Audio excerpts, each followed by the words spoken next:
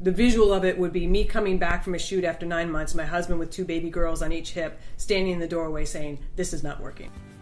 You're listening to The Other 50%, a herstory of Hollywood. I'm Julie Harris Walker. This week I got to sit down and speak with Cristen Carr Strubbe. Now, Cristen is the Vice President of Physical Production at Universal Studios. Before that, she was a DGA UPM and a producer of many films. American Beauty, Catch Me If You Can, Ali, In Her Shoes, Charlie Wilson's War, Ray Donovan, Oz the Great and Powerful, just to name a few. She is hardcore. We talked about so many things, like how do you have 3 babies while being the boss on the movies in an industry where it's so hard to even maintain a relationship? It's a long one. Settle in. Have a listen.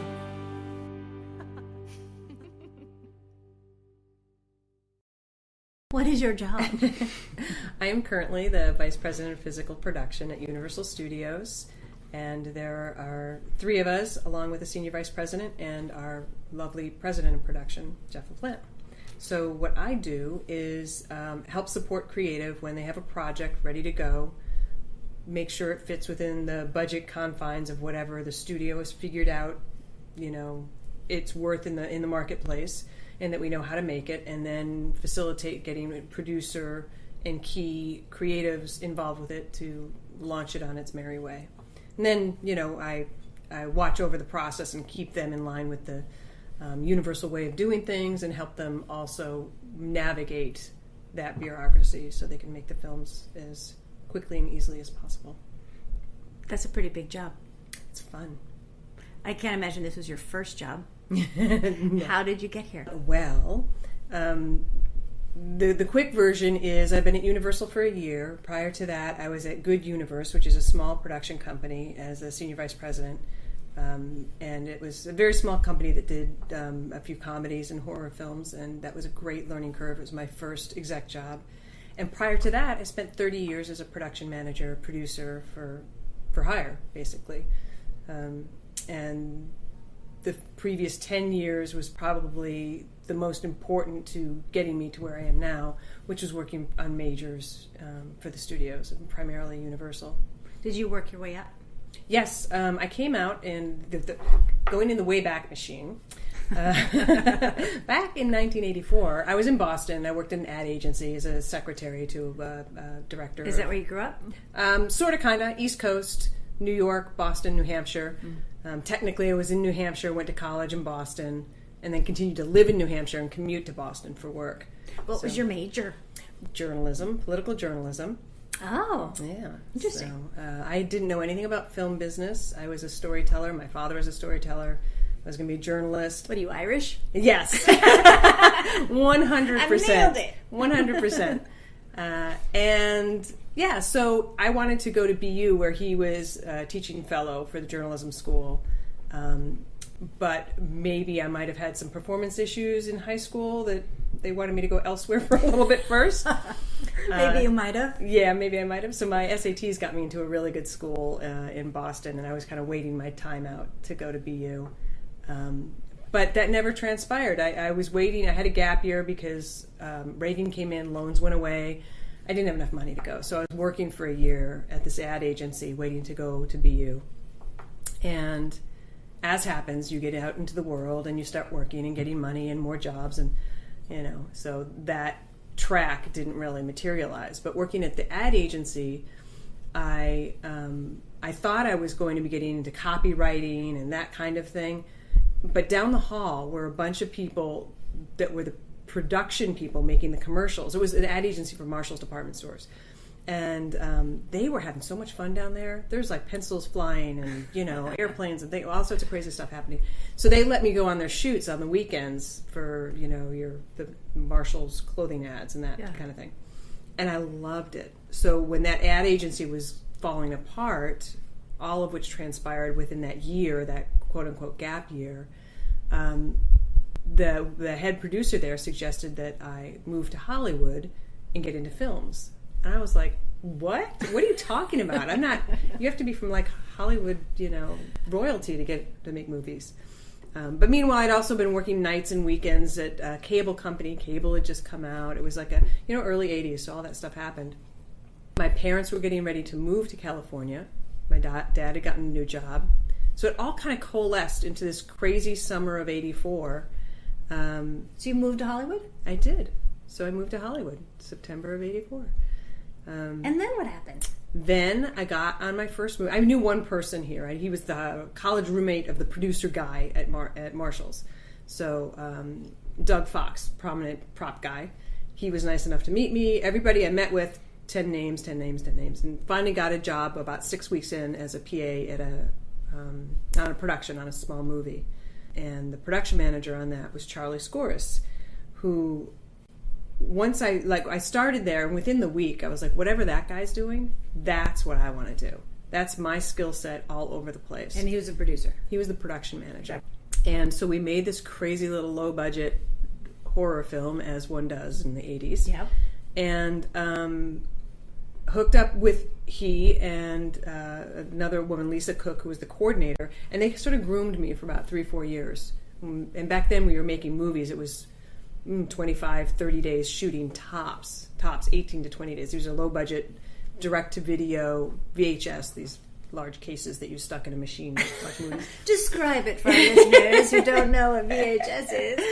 So, but it made for a really, really rich work environment. There's so much work. So much. You can make work. a lot of those in a year. Yeah, I would do 4 or 5 movies a year. I mean, and what a great education that was. Meanwhile, I'd started up at CSUN to finish my degree, but I didn't have time for school because I was working so much. Yeah, I was going to say, at that point, what's the point? Because you're in film school. Yeah, and that was really great. So that kind of trickled along, and then I started production managing in 87. I think it was my first one with my first real film mentor. There was Charlie Scoris, and then there was Don Shane. Wait, so 3 years to production manager? Yeah. It was very quick. Yeah. And I knew what I wanted, and I was kind of barreling through it. I dabbled in ADing. It's a pretty good second, terrible first. And why? Because I'm a little chatty, and I'm really interested in what everyone else is doing, and I couldn't stand by camera. I would be standing by camera, and I'd be like, what are they doing over there? What's going on over there? What's happening in the makeup trailer? They're like, shut up! Yeah, and the director took me aside towards the end of our 16-day shoot or whatever it was and said, you're a smart woman. I think I would steer you away from being a first AD. And I was like, I think you're right. So, but at least I did it and realized quickly that wasn't my jam at all. Okay, so then you're production manager. And I'm production managing, and that went really well. I jumped right in, and that's when I met Ginny Nugent. Worked for her. I actually worked for her as a coordinator, and she's fantastic. Yeah, she's the best. So then I started production managing and producing really low-budget films for Motion Picture Corps. We were doing like $800,000 knockoffs of every movie genre you can imagine. So it was a great learning ground, but there was no money and there was really no future. Yeah. So after, I'd say, this was another 5 years till the early 90s, when I knew I wanted to transition into studios. I'd really kind of capped the B-movie thing. There's only so far you can go, and it just kind of gets to burnout. They're not going to get any bigger. Yeah, and you're not, the burnout factor is really big because there's never enough money to do anything. It's so hard. Yeah, and at that point, it actually gelled with the same time, 91, when Hollywood was getting unionized. Mm. So I was doing non-union features, which is how I got into the DGA. I collected my days, old school kind of thing. But it was at the same time that things were unionizing was when I decided I also wanted to do studio pictures. So how'd you make that leap?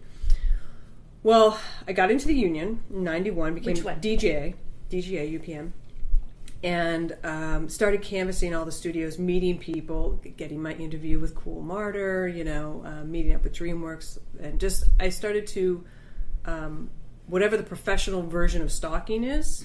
So that's what I did. I keyed in on some people that I really liked, Steve McAvity, Steve Mullen, and just developed friendships with them and was clear about what I was hoping to do, and if they could help me along, that'd be great. Did you have a mentor? I've had several. The first one was probably Johanna Persons. She was one of the first female production managers in the day, She, at that point, was doing television and had brought me in. I'd been turned on to her by a mutual PA friend who I was replacing, kind of thing, who's now wildly successful. Tara Sandler runs Pie Town. And she introduced me to Johanna, who I worked as a secretary for. Johanna then pulled me into the whole NBC Universal world, where she was doing lots of movies of the week, and then eventually became a TV executive there.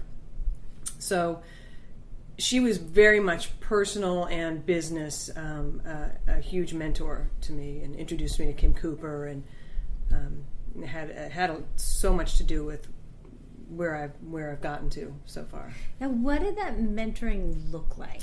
It was for me. It started by working for her, as basically being the assistant of, and figuring things out, and asking her, bludgeoning her with questions and how she did it and what should I be watching out for. And since I had this low budget background that I continued to have, she would continue to call me as she was doing bigger and bigger budgets. And if she had something low budget, she would call me and say, "How do you possibly do this?" Yeah. I'm like, $5 million bucks, bring it. I'll bring That's it. That's tons of money. Yeah. So that kind of was helping, because now she's moved into TV where the budgets are much smaller. And it was, heading towards in the 90s when things were starting to get a little tighter in the TV world. And so that's that. And so what that ended up being was this mutual help thing. And I would look to her and I would explain things I'm trying to do. And she was really helping me with the political navigation of film, which was my least favorite and least skillful area. Okay, now what did that look like? That looked like, one particular thing I remember, I was doing a movie of the week for her. She had brought me in. I'd done several movies of the week as a production manager, maybe one a year. At NBC, they used to have event television. It was like these Atomic Train and things like that. Yeah. They're back to that now. Yes, Sound of Music. Exactly, right. Now our live productions.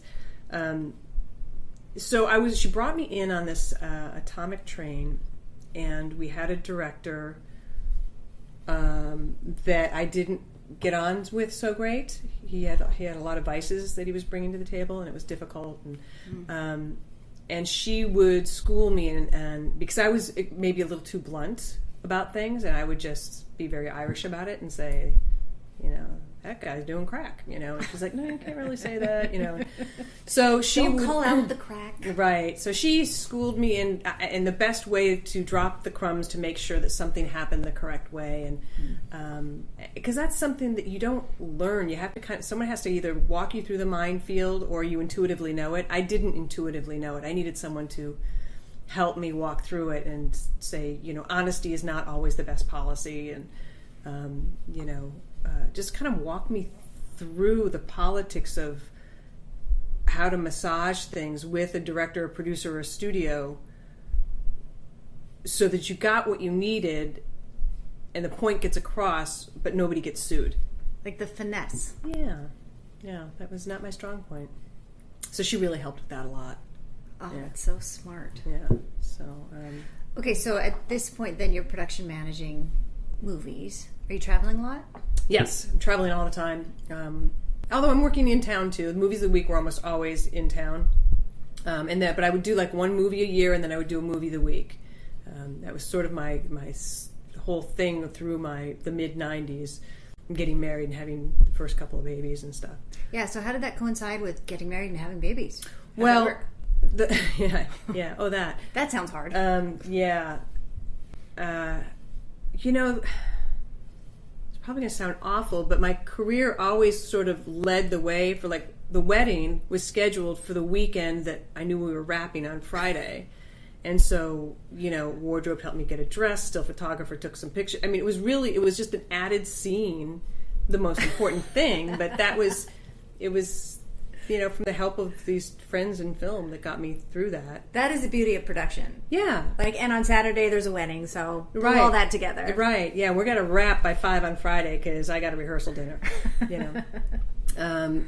So that worked really well. And I married a guy who was in film and understood what I was doing and understood that I really had some lofty ambitions. And well, thank God. Where'd you meet him? Yeah. Picked him up in a bar. As you do. Actually, it's a little bit more of my professional stalking abilities. My friend who was a makeup artist and I, neither one of us were really having the dating life that we liked, right? Nobody wants to date the producer. I was producing the low-budget films. Right, you can't date your PA. Yeah, it's nobody wants to date you. You're either looking for work or whatever. So we decided that every Monday night, each of us would invite 10 guys. So it'd be the two of us and hopefully like 20 guys. And somewhere in there, we're going to meet somebody. Well done. So on the first time we did this, we met at the Cornet Pub on La Cienega. I don't think it's there anymore. And I was waiting for this actor that I had been dating. I hadn't learned that lesson yet, but I learned it eventually. But the dating the actor lesson. Oh yeah, we can discuss another time. Yeah, the don't do it thing. So I thought, well, I'll sidle up next to the cutest guy in the bar and just chat with him while I'm waiting for this guy to show up. And that was, 25 years later, my husband. Wow. So yeah, we met in that bar, and he was one of the picks of my close friend Debbie. So that's. Now, what did he do at the time? Key grip. Okay. Yeah, so he was a key grip and a dolly grip, and so he totally knew what I was doing. And we did a couple of shows together in the beginning, but then once we got married, and especially once we had the second baby, then he stays home full time. He's a full time at home dad. Now, how did you work that out? Was that a big negotiation? No, it was really organic. I really loved my career. It was taking off. He was wanting to do more and more writing and less gripping. So when I had my first daughter, Erin, on a show I was supervising because I knew I was going to have her in the middle of it, and they were waiting for their UPM to come back from Russia or something. So I had her. I had a bunch of time off. It kind of worked out well. But when I got pregnant with the second one, with Keelan, I had the opportunity to do this. I finally had gotten a call from the studio. Steve Mullen called me, and he said, I have this little movie, and we don't know what to do with it. It's got no money, but it's got high cast, and it's all this stuff, but we just don't know how to make it. Would you come in and be the production manager on it? And I was like, yeah. And he said, we have $10 million. I thought, you're out of your... I don't even know how to spend $10 million. That's more money than God. I was like, you're nuts. Well, that was American Beauty. So I'm on that. They did that for $10 million? Well, it ended up a little more, but nobody seemed to complain. But wow. Yeah, we so many stories about that show. Right? That's filled volumes. I'd like to hear a couple. I'll ask you later. So I had Keelan at the end of that show, and so you did that show while pregnant. Yeah, and that was one of my other. When I called around. And I said who, because I knew I was pregnant when I interviewed, but I wasn't telling anybody. And so I called around and asked people. I talked to Kate Beta at New Line, who also had been on a show and had a baby. And I was like, how do you navigate this? Am I beholden to tell people? What should I do? I wasn't really sure, because with Erin, I had all this time off and it was all good. I didn't have any conflict. So someone said, you should call Kathleen Kennedy. She has navigated this and she could help you. And I thought, I'd love to call Kathleen Kennedy. And so I got a friend of a friend referral, and I called her and said, I would just like to get a little guidance from you on this kind of off-film topic. It's not really, it's career, but it's mom-related. And she was really smart about it, and she said, no, it's nobody's business what's happening with your body unless you think it's going to affect your performance or your job, but no, you do what you do. That's what I did. I just went along, and then the day of the production meeting, I wore a maternity top, and a couple eyebrows were raised, and that was that. And then you finished the movie long before you had the baby. 3 weeks. Yes. So long before you... Yeah, 3 weeks. 3 weeks. The last, it was tough because I was full blown on that one, and so I had her 3 weeks after wrap. So you're waddling around the last couple weeks. Oh my gosh. Was there any backlash for you walking around that pregnant? There was. What'd that look like? There was. There was some people on the show that had more power than me that were very threatened by it, and so did things that weren't very humane to me. Like, you're not allowed to sit down if that, if you've chosen to go this way, then I'm not going to let you sit down because that's going to show your weakness, kind of thing. This is not the first "I'm not going to let you sit down" story I've heard. Yeah. What is that? So what would happen is when that man when he would leave set, Annette Benny would jump out of her chair and make me sit in her chair, and she would rub my ankles. Love her. Annette Benny. And I'd be like, there is no way you're going to do that. And she would say, I'm going to start I'm going to walk off the set if you don't go in the chair right now. So I had support from a lot of people. I had support from the director, the production. Steve Mullen was like the greatest. Real good support, saying you do what you need to do. And how about we just let you do your job and not try to sabotage you because Right. you're walking around pregnant? Right. Yeah. I love that you called Kathleen Kennedy for advice. I know. That's so great. Yeah.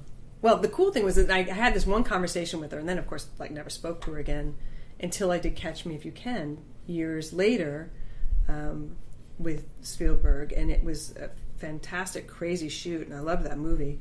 At the end of it, he basically, in essence, said to me, as a wrap gift, I could give you, some money. And I'm like, oh, great. Yeah, that'd be great. He said, but I've heard you talk a lot, and I'm going to give you something even better. You're having breakfast with Kathleen Kennedy. Oh, how great. Yeah, so he set it up, and I went and met, and I had this, wonderful, 3-hour breakfast with Kathleen and Frank, and who I'm now working with, who probably doesn't remember that at all. But then, so she then became a more active mentor throughout the years. So. Oh, wonderful. Yeah. So, when did you have your third baby? Oh, Ethan. So that's a cool story, actually. I hadn't worked for quite a while. This is now, post 2000. 2000, I think it was. Oh, actually, what happened? We moved to Simi Valley after doing Ali. I was gone for 9 months. The visual of it would be me coming back from a shoot after 9 months, my husband with 2 baby girls on each hip, standing in the doorway saying, "This is not working." Yeah. So that was that's the quick visual of encapsulating that whole thing. It wasn't working for me either. It was a very tough experience. Yeah, let's unpack that a little bit. How was that if you're gone for 9 months from your babies? It was excruciating. It was a big jump for me. Ali was a $200 million film. I'd been lobbying for it for years with Deborah Bergman, and I my resume wasn't up to snuff. I wouldn't have put myself in that room, but I kept on trying. You couldn't turn it down. Yeah. And then what happened was they'd been through maybe 8 production managers or something, some ridiculous amount. It was a Michael Mann film. He's a little difficult. Say no more. So they put me on it, and I was excited to do it. I kept on thinking they've got me confused. They think I'm someone else. It's classic imposter syndrome. Yeah, I mean, I think I really thought that they thought I was someone else, and they offered me the job in the room, and I was like, have you looked at my resume? I mean, don't you know who I am? The biggest movie I've done is a $10 million movie. It was American Beauty, but really financially, I'd never done anything like it. And Gary Martin said, "Look, we're going to put you on this thing, but you can do it. But I'm not sending you to Africa. But you're going to do all 7, states in the U.S. and you'll still be managing Africa. But we've got a guy over there and all that." Okay, sure. It was the hardest thing I have ever done, but it was my version of the Tony Robbins walking through fire kind of thing. Because by the end of it, it was like, oh, I got this. Now you can do anything. Yeah, definitely was. But part of doing that was only seeing my kids twice once I left town. And how old are they? 3.5 and a year. Oh. So Keelan, the one who was a year old, was still in diapers, not really speaking, and in a crib. By the time I finished the show on her 2nd birthday, I actually came home 2 days after her 2nd birthday. We just told her it was her birthday. And she was walking, talking, potty trained, the whole thing. Oh, I missed it all. Missed it. So. Was this a time when he could send you videos and you could... Yeah, AOL chat had just started, and they had the little video icon thing. So I could do these videos and send them, and I would sing our night song to them and send it to them. So that was really, and they came out to Florida to visit, but it was hard because I was working 20 hours a day. I'd sleep in the office. It was, but it got us to move up to Ventura County. That was the whole point of that. So I got up to Ventura County, I get called to do this project at Sony called TikTok with Lawrence Fishburne and J-Lo. And it's about the terrorist bombing of LA malls on Christmas Eve. Oh, God. And we're opening the production office on September 11th, 2001. So I'm on my way to open up the production office that morning. What happened? Exactly. So that movie shut down in 3 days. The world changed, and I didn't work for sporadically for a couple of years. I worked, but it wasn't a lot, and I was staying more in town. I'd made a commitment that we'd move to Ventura and I would work in town. So I was working less, but it was more important that I stay local. And so by the time I was pregnant with Ethan, my third one, I hadn't worked in maybe 7 months, and I would have been on show after show after show that had shut down. And it was just heading towards mid-2000s, where things were getting shakier in the film business. And I get a call from my friend Mary Jo Winkler in New York that she's doing a project with Curtis Hanson. Would I like to do it? I said, I would love to, but at this point, I'm 7 months pregnant. She's like, uh-huh. And are you going to be an at-home mom now? Is that I'm like, no, I just need, she's like, okay, well, let me call Kim Cooper. She calls Kim. Kim's like, I don't care. So I came in. I love that was their reaction. Yeah, it was totally, in fact, it was so great. I felt so empowered on that show. And so you started when you were 7 months pregnant? Started when I was 7 months pregnant, so I went... what was the show? In Her Shoes. Yeah. So that was traveling to Florida, Pittsburgh, and stage was LA. So I went into labor. I had him on the day of the Tech Scout on Friday, and I took 5 days off and had him, and then started back at work with him in a baby sling on set. And okay, so you had with you. Oh yeah. Mm-hmm. And how was that? Walking up those steps at the lot on Santa Monica Boulevard. Oh my God. 5 days after? Yeah. That's hardcore. It was. You're tough. hardcore, man. It was. You do what you got to do. If I knew how difficult it was going to be, I would have perhaps found some other solution. But then again, maybe not. It was very difficult. But Mary Jo let me. She rented another office, turned it into a nursery. Construction built me a changing stand and the whole thing. They supported everything I needed. When we went to Florida, they hired me an assistant who took care of my pump. They paid to have I had a cooler that I would fill every day with, breast milk, and that would go out with the film shipment. And, it was an amazing experience of woman power and people just letting you do the job you needed to do. That's what it should look like. That kind of support. Mm-hmm. I loved the podcast you did with the gal from 399. Lindsay, yeah. And when I was in Florida on In Her Shoes, and I had just had Ethan, he was about 5 weeks old. He stayed at home with my husband and the daughters, and I went to Florida for the 5 weeks to do the shoot. And that was really hard. He was only 5 weeks old. I wanted to continue to breastfeed. So they got me the assistant, and I kept doing that. The BA of the Teamsters in Florida it was vacant. There was no BA. So you had to kind of negotiate what you were going to do with the Teamsters with Tom Short and all the guys from the top. And so they all came down to Florida to meet with me so I could negotiate what my contract would look like. And we had kind of, proposed everything and talked on the phone, but they wanted to do an in-person meeting. So it's me at my desk and these 5 guys from the Teamsters.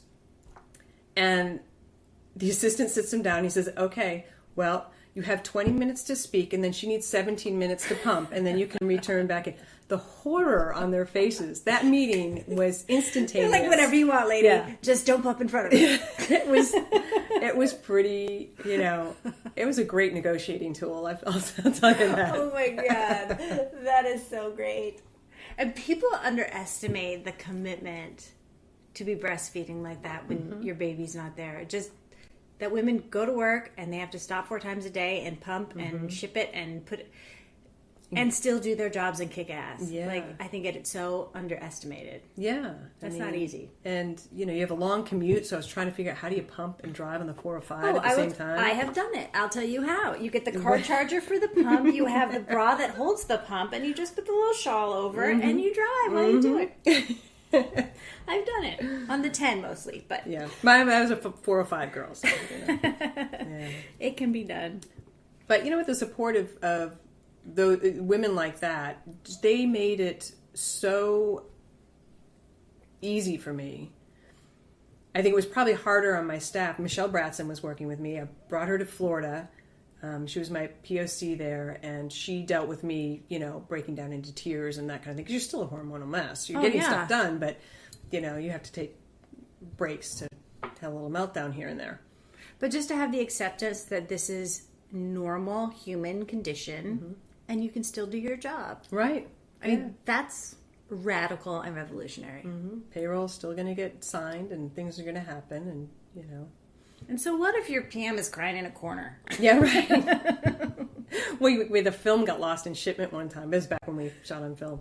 And shipment didn't make it to the counter in LA, and everyone was rightfully so freaking out. I'm freaking out about the breast milk. I'm like, we can film again. We've got all the elements. We can film again. That's just money.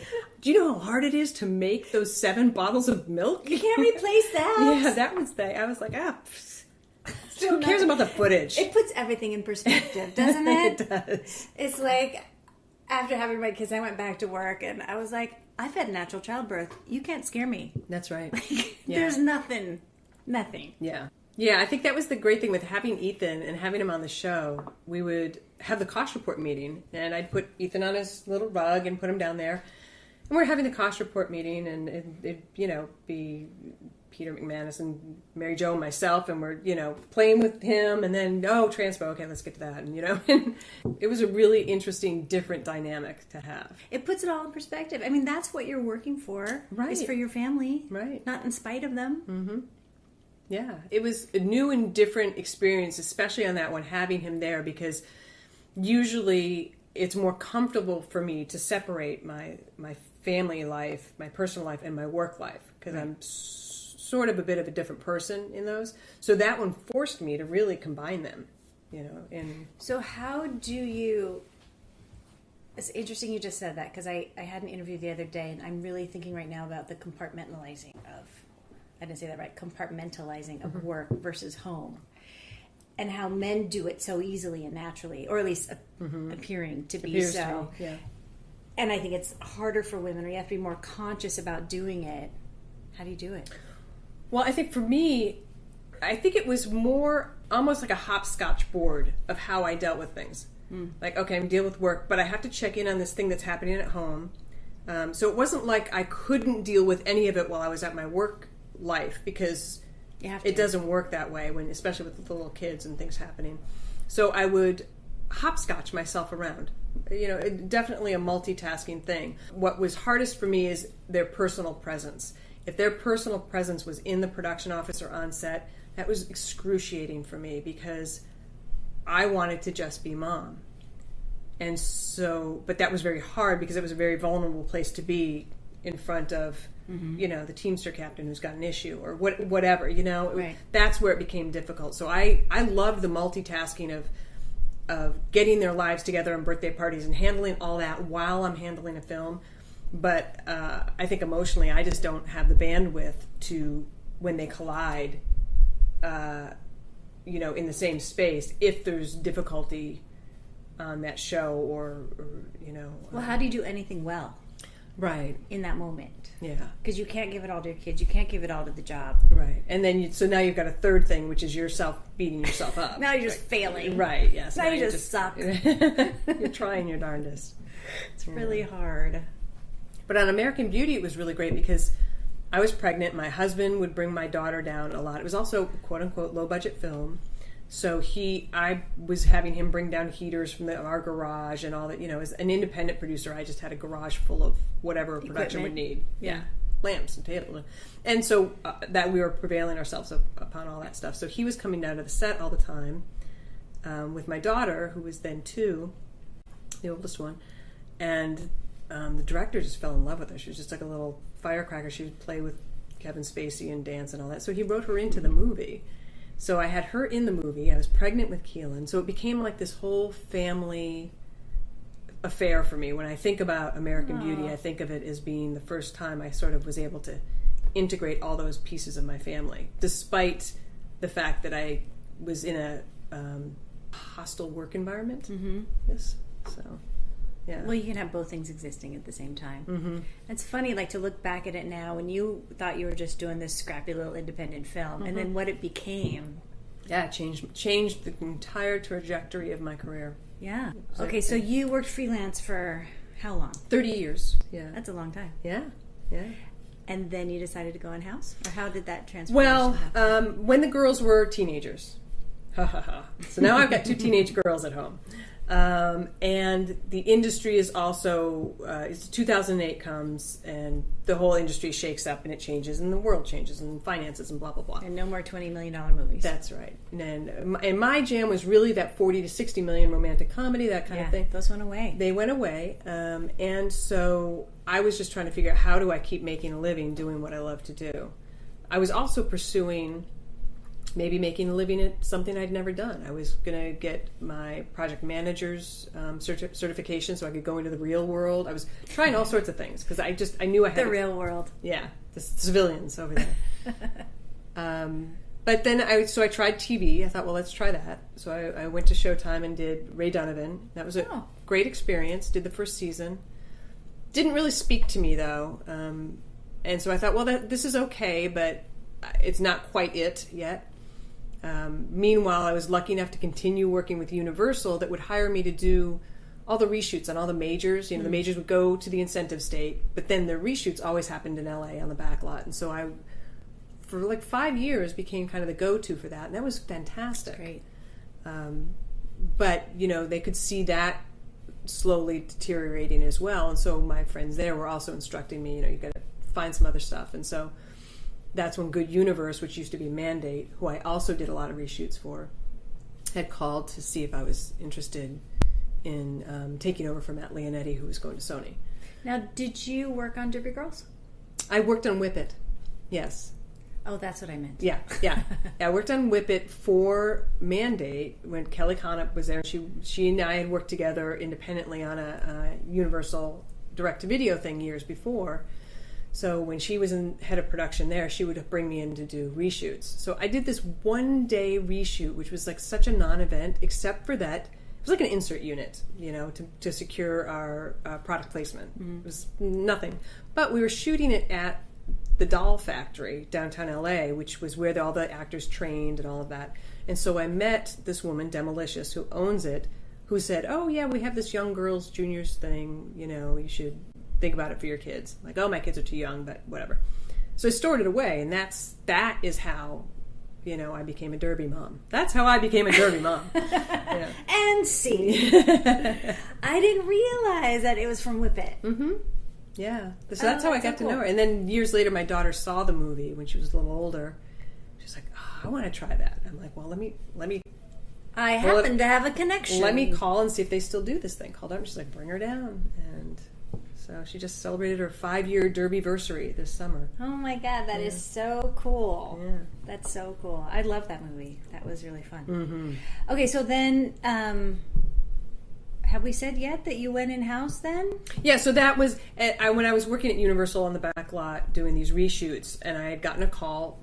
Matt Leonetti was actually calling me to say, do you know anyone who might be interested? And at that point, I'm like, maybe I will. Because they'd called me previously, and I just wasn't the right time or space. Mm-hmm. Now I was like, well, let's throw my hat in the ring. So I got that job and started over there with them. And it was independent, and it's a kind of a startup. So they were just coming out of Lionsgate, and it was really tough, but it was really great. I learned so much, and because I had the friendship with Kelly, I was able to call her all the time and say, how'd you set this up? Because I'll just keep doing it the way you did it, kind of thing. That's good. Yeah. And then you did some Seth Rogen movies while you were there. I did. Yeah, I worked, and I had been working with Sam Raimi prior to that. Sam Raimi's company Ghost House had a agreement with them as well, and I had worked with Sam on Drive Me to Hell, which was a Mandate picture, which Kelly put me on, and so it all kind of came full circle. So I made a few pictures. One came out this past week. Don't Breathe. That was the last picture I did with them.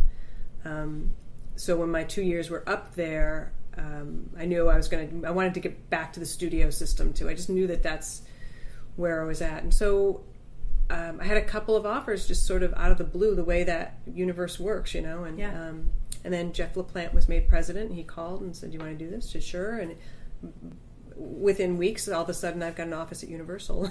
Isn't that amazing? Mm-hmm. Now, you were telling me you had an interview in your office early on? Yeah, years earlier, when I was first doing my professional stalking, networking thing, I was wanting to get into the studios to let them know that this is my intention, that I want to go to work for them. And here I am.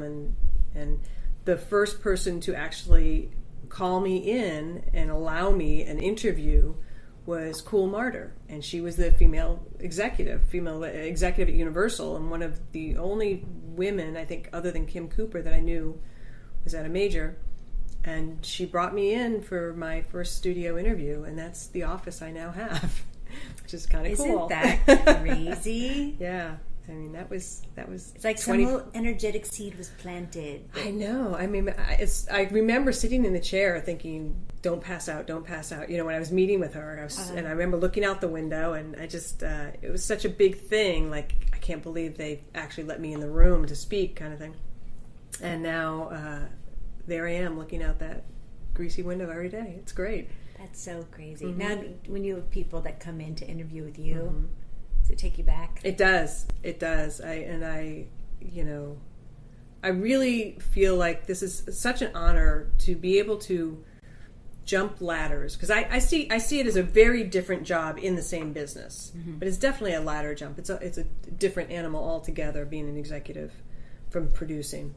And what I want to bring to that is all of the experiences I've had, good and bad, and be the executive that I'd always wanted to be the person on the other side of the desk that I always wished was listening to me when I went in. Mm-hmm. So I really try to bring that to people that are coming to my office, to meet with me. What does that look like? What's the executive that you wanted on the other side of the phone? I wanted an executive that was really doing all they could to empower the production to do the right thing, and not hamstring it. It's hard because studios have a lot of rules, and those rules often fly in the face of the reality of what's happening on the set at that moment. And I'm well aware of that because I had to jump through them myself. So I want to be the person that is getting the studio everything that they need, checking all their boxes, but in a way, hopefully, that is not stalling production or creating paperwork or, that kind of how can we get it done rather than no? Yes, exactly. I just want to be the person that helps them facilitate it, because I want to be a good partner in it. Yeah. And I think that's what I'm trying to be, is the place where they can go to, where they know that I might still be saying no. I'll give them the why, and hopefully I can give them a suggestion on, and here's something else. But the alternative. Yeah, as opposed to the harsh, figure it out, no, hang up the phone thing. That's your problem. Yeah. Click. Yeah, I've had that conversation on the other end. So. Now, it sounds like you've had a pretty supportive experience working with other women. Yes. It feels like there's a lot of perception that women are catty and backstabbing and competitive and all this stuff, which I'm not sure is true. But tell me what your experience has been working with other women. Yeah, I've always heard that too, and I've just thought that I was the really lucky exception that, like you mentioned, do I have mentors? I've had mentors, but I think of it more of, I've had people that have been so supportive of what I'm doing or how I'm doing things, and I try to return that favor. And I think, I was mentioning there's this collection of women now, female executives and producers, and we all communicate with each other, and we all help each other and share things. And I never for a moment feel like there's an ounce of, I'm not going to tell you this because then I'm going to give away my power. So luckily, I have not encountered an adversarial situation with a woman in power or that I'm working with. Much more so, I've run into problems with threatened male counterparts. So, and how does that manifest? I think I just said manifest. Yeah. In a million big and little ways, whether it's just passive aggressive door blocking, there's also been incredible moments of not passive at all, but aggressive. I mean, I've been, I was working on a show for a director. I'd come in to replace somebody because I'd worked with the producer before. He said, "Can you come in?" And I said, "Sure, I'll come on in." Very boys network place. And the director, I came on set after a week or two. He knew who I was and we'd gotten along and all. He came on the set and he's like, "It smells like fish. The C word is on the set." And I stopped. I had that face that you have on your face right now. My mouth is hanging open. Yes. And what he didn't know was that my boyfriend was the dolly grip. And it was, I'm sure it was a cultural thing. He was... Oh yeah, let's give him a little benefit of the doubt. I gave him a benefit because the C word is different. He was Australian. It's a different thing. Well, okay, but sure. Still. That was horrifying. So I turned around, got off the set, called the producer and said, "Wrangle this guy or I'm out of here." It was horrifying. I felt so humiliated. I mean, absolutely just emboweled. I mean, it was a horrible, horrible feeling. And you've done nothing. And there's no defense to that. What do you do? All I could do was walk away. I kind of laughed and, Wait, this is a director? Mm-hmm. I've heard other stories about the same director. Mm-hmm. I think Ginny Nugent told a bunch. Oh, yeah. Yeah. Yeah. Well, that'll show him. The women are going to start talking years later.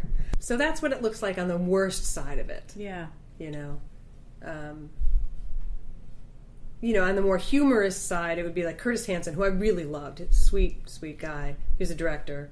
And I was doing Inner Shoes, and when I met with him, clearly I'm pregnant, right? And he's like, "So, don't you want to stay home with your baby?" I was like, "I would love to. Will you pay my mortgage?" Yeah. And he just started laughing, and I was like, there's some of us that just actually need to work for a living. Yeah. And he just thought that was the funniest thing. But don't you want to stay home with yours, sir? Right, yeah, I know.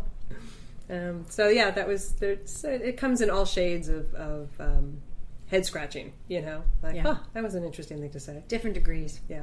So, and half of them, if you pointed them out, they'd be like, "Oh, that's not what I meant at all." Yeah, it's not what I meant. Yeah, I tend to deal with it with humor because so sensitive. Yeah, I'm in a male-centric business, and I'm okay with that, and I get it, and I understand all of that, and that it's a different intention, different language, all of that, and I'm fine with it. It's you wish you didn't have to deal with it, but I've learned to. You figured out how to deal with it. Yes. So that leads me to, did you have to consciously learn the language or modify how you communicate, figure out how to navigate in that world? I think so. Harkening back to my comments about Johanna teaching me about politics, I think a good portion of that was teaching me how to communicate in a room in identifying who has the power and communicating to that person with the power, whether it's a man or a woman. Predominantly at that time it was a man. Still usually is, but just reading the room, understanding the room, and understanding how to communicate to whomever that power is. How do you do it? I don't know. I don't have it's just an intuitive thing, just figuring out who that person is and figuring out if I can, being able to read them and what's the best way to communicate them. Are they a direct person? Is it a humor thing? Is it just the facts, ma'am, and get out, or what, it's that. I think having a chameleon personality helps a great deal in that aspect. But yeah, I've had to change how I communicate things as my position has changed too. When you're working on a scrappy movie and you're the UPM on an $800,000 film, you're talking trash on the grip truck. Yeah. Now, I can still go there in half a second, but I like to think I can carry myself a little more articulately in a room. You clean it up for your studio executive meetings? Yes, sometimes. Yeah. Are you a success? I think so. I think my mother would think so. And that's, that's all that matters. Yeah, right. I think that's important. There's a lot more I would have liked to have done that I had to make choices about. I would have liked to have done different things, but I think it's where I am, and I'm so appreciative of it, that at 50 I was able to jump a ladder and start execing and take that experience and have somewhere useful for it to be put to work. I really, really love that. So are you satisfied? Yes, I am satisfied, but I still have goals. I still have goals that I'm traveling. I'm satisfied and content where I am because I really enjoy it and I enjoy the people, and 90% of any job is the people that you surround yourself with. But I still have, aspirations. I got some time on the clock still. Oh, it's not over. It's not over. What have you not accomplished that you still want to accomplish? There's movies I'd like to produce. There's certain genres of movies I'd like to work on that I haven't had the opportunity to as a producer. I would actually, this is the craziest thing, but I would love to do a documentary. I've never done one, and I need to be in a financial place where I could do that because nobody's going to pay you anything to do it. But right. I'm obsessed with documentaries, and so I would love to work on one day. Do you know what you want to do a documentary about? Well, crazy me, I would do it on Derby. And what Derby's done for these teenage girls, these juniors, yes, and the lives. I mean, what roller derby has done for the girls that I've watched over the last 5 years, it's been absolutely life-altering for most all of them. It's an amazing experience. Oh, I have chills right now. They're going to do that. I hope so. Yeah, I wish I had thought of it earlier because I would have documented this whole past year, which has been amazing. So. Yeah, that's what I kind of think of that. Are you a badass? I think I was once upon a time. I think I'm not. So now I feel more like I can look back at my badassery from my 30s, but I don't think I am anymore. Props to her. Yeah. Props to that badass lady. I think I had to fight really hard for everything on the table then, and now... with much gratitude, I don't have to fight as much for it. So you've arrived. Yeah, I think so. Maybe you've arrived. I couldn't be happier. Universal's been my home studio. I can't believe I get to show up there every day and work on their films. And how cool is that? Yeah, it's pretty great. It's pretty awesome. You're the big boss at Universal Studios, and the first woman there since Kool. So she literally got to hand it over to me, And she hasn't been there in a while. 20 years, yeah. Oh my God. It took 20 years between Kool and the next woman? Yeah. Well, that's another conversation we need to have with Universal. Yeah. Wow. Yeah. Well, so props to Jeff LaPlante, right? Yes. I notice in our staff meetings, I look around, there is usually more women, at least equal women or more women in the room than men. What do you think the next steps are for women in this business? I think a lot of responsibility falls to myself and my cohorts. I mean, we are the women executives in place to hire more women. We have our own set of roadblocks, which are call an agent, say I've got a movie looking for producers. I get my list of 8 guys. I'm like, yeah, but what about XYZ woman? Oh, yeah, she's available. Why isn't she on the list? Why isn't she? You know why she's not on the list? Because she doesn't make as much money as X, Y, and Z for no apparent reason. And so their commission is going to be less. Yeah, how about you put her forward and demand as much salary as the guy? Right. And there's an idea. Right. So it's I don't think they're doing it at all consciously. I think it's a very unconscious thing. So I'm very actively always making my list at least 50-50 because there are women out there. They're experienced. They're fantastic. Yeah. And they can get a lot done. And I'm going to do my little part to help them do that. Good. How much influence do you have over hiring directors? 0. Who hires the directors? Creative. That comes through creative. I mean, I can, there's certain directors that names have come around and I will, walk into the coffee room when the creative exec is there and tell a little story about some experience. That's the C word guy. Yeah, right. So I'll let my opinion be known if I have one, but it's not really, they don't rely on input from production at all. Is there any buzz around Universal about hiring more women directors? There has been, especially with Donna being in place, and of course she's Elizabeth Banks, Sue Taylor-Johnson did First 50 Shades, so she's very actively opening the door. I feel really proud to be part of that team. Great. And so yeah, that's definitely something that's on the table for her. Good. What would you tell women coming up now? Aim higher. Aim higher. And there's no reason you can't have aim higher, and there's no reason you can't have whatever it is you set your mind to. I technically have it all. I've got this beautiful husband who stays home with the kids. I've got 3 beautiful kids. I have a great career. I have a job, that I love. You did it. You just aim high and do your work and keep going, and just make sure you keep your blinders on. You cannot look in the other lane because it'll freak you out. Just don't, as you see the 8, limping guys fly past you on the right hand side, just don't look. Just keep doing your thing. Prove your worth and you'll get there. I think it's an exciting time for women in general. Women in film especially. There's been so much more buzz of everything was brought up in the late 70s. It's out of this resurgence. But now we've got women in power that maybe we can do something about it. In the 70s, they had the coalitions that got together that started the Women's Steering Committee at the DGA and all that. But it was in a way, I think, falling on deaf ears because there was nowhere for it to go. And now it's got somewhere for it to go. There's conversations happening, you know? I mean, it is in the zeitgeist big time. Yes. And, we've got a woman running for president. There's no reason that women can't expect to be where they want to be. And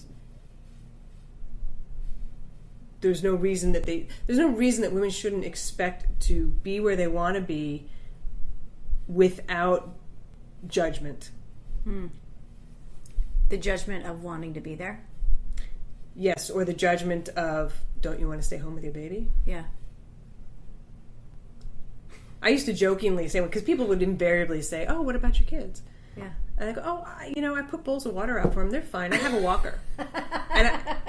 And it would kind of shut down the conversation because I'm like, what do you mean, what about my kids? Have I forgotten about what about your kids? Yeah, would you ask a man that question? Yeah. That's the test. If you would ask the man the same question. Right. So, and I just found I would deal with it with humor because how are you going to answer that? That makes no sense. Well, yes, I had a friend who was going back to work after having her twins, and her boss was very upset that she might not come back. And she was like, don't worry, I come from a long line of women who care more about their careers than their children. I'll be back. She was kidding, of course. Yes, yeah. But, yeah. Well, I always said I also had the secret weapon that with John, once Keelan was born and we had the 2 kids, he was working on things he wasn't happy about. He was writing scripts, and my career was taking off. And that's about, when I got American Beauty. And so it just kind of happened naturally that he was like, well, I'm going to stay here. I'll stay home. I'll make sure all this is covered. Go, get on the runway. Go do it. And that's amazing. Yeah. And he's been content? Yeah. And now he works in the school district, and he's getting his environmental work, and, and he's PTA, and he's done all sorts of things. And that's great. Yeah. So I can't, and I don't know if I could have done it without that. I mean, sure, I could have, but it's been a much better way to do it with having your partner at home, and internet has made things a lot easier. But yeah. Yeah. But someone holding the fort. Yeah. That's got to be really helpful. Right. That's, sure. Yeah, that's accountable and, part of the team that's the family. Yeah. How do you think we engage men? Well, we raise enlightened boys. How do we do that? Well, how are you doing it at your house? At my house, I'm hoping that it's because he sees it. He sees it in action. I mean, my kids, it'll be interesting. I'm really actually interested to see how it manifests itself, because my kids' lives, their dad has been at home and had to learn how to braid hair and all of that kind of stuff. And their mom has been at work with, some crazy famous people and some not famous, Big job. Yeah, it's been completely different. So I don't know. I'm interested to see, how that manifests itself. I think we just try to support each one of our kids in being true to themselves. Like, just follow what you're best at and what brings you joy, and you will find your place in the world. Mm. Yeah. Well, my oldest daughter goes to Mills, which is an all-girls school. And she's the editor of the school newspaper. Their newspaper won an award last year, and they were coming down to the Universal Sheridan, right across from my office, and she sent me pictures of them getting their award. And my first thought was, oh my God, there's so many women on that newspaper. Well, duh, it's a women's school, but it was the first thing I thought, and I thought, wow, that's such a crazy great experience that she's having going through college, and everything is women. They're just competing for the best of the best. There's no they're not getting shut down. Yeah. Then I wonder how it will be for them when they get out. Mm-hmm. Because it's not gone. No, no. But I think they'll be so much better armed and have the confidence. Well, I think that's a lot of it. It's the internal dialogue, I think, is one of the things that sets us back the most. I know that's been my thing. For sure. And if that internal dialogue doesn't have a chance to breed and grow, then it just won't be there. I think that's been a lot of the struggle of women breaking the glass ceiling, is that we've got this internal dialogue that says, well, we have to compromise. Oh, we have to do this. We have to, I don't want to do that. I don't want to look bitchy. I don't want to, But if those thoughts aren't even going through your head, then it's a whole layer that you don't have to be preoccupied with, and you can just get on with doing the job at hand. Yeah, you stop apologizing and waiting to be picked, and because you're just there and you're going to do it. Right. Won't that be a great day? Yeah, it's deep, man. This stuff runs deep. Well, this has been fun. Thank you so much. Thank you. You've been listening to The Other 50%. I'm Julie Harris Walker. I'd like to thank Cristen Carr Strubbe for sharing her story. And special thanks to Jonathan Lucas for editing, Jay Rowe, Danny Rosner, and Allison McQuaid for the music. Please find us on iTunes and subscribe and leave a review, and on our website, theother50%.com, all spelled out, for added features and bios of our guests. And as a special treat, Cristen had a lot of tales from the trenches that I'll put up on the website and on iTunes also. I'm thinking of doing this as a spin-off, so let me know what you think. Leave me a comment on the website or send me an email, and let me know if you want to hear more tales from the trenches. Thanks for listening. See you next time.